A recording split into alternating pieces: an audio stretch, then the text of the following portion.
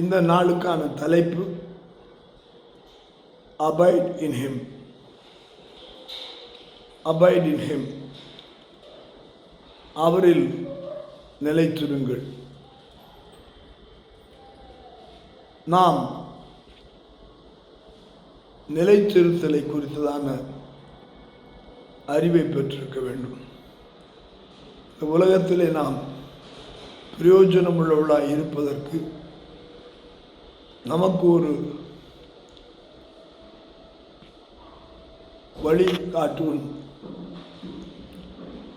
எப்படியாக கம்ப்யூட்டருக்கு மானிட்டர் இருக்கிறதோ அதே வண்ணமாக நம்முடைய வாழ்க்கையை வழிகாட்ட நாம்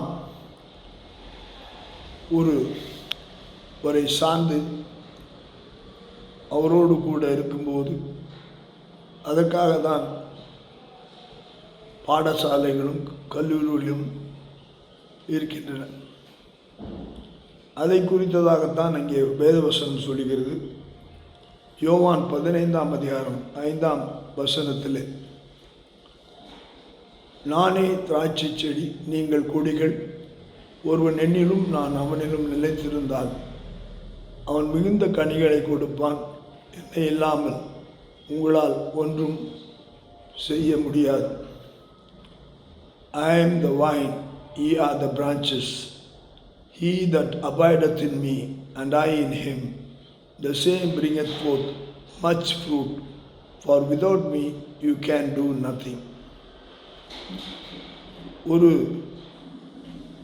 வழிகாட்டி இல்லை என்றால் நமக்கு நம்முடைய நிலைமை சுற்றி சுற்றி வரும் நிலைமையாக இருக்கும். ஆனபடியில்தான் வழிகாட்டும்படியாக திராட்சை செடியாகி அவரில் நாம் கிளையாக அவரோடு கூட சேர்ந்து இணைந்து சாரங்களை பெற்றுக்கொள்ளும்போது நாம் அவருடைய இனிப்பான கனிகளை அவரை போல இருக்கத்தக்கதான வாழ்க்கையை பெற்றுக்கொள்கிறோம். அதை பெற்றுக்கொள்ள நாம் சார்ந்திருப்போம், நிலைத்திருப்போம், வார்த்தையில் இருப்போம். கர்த்தர் நம்மை ஆசீர்வதிப்பார். ஆமென்.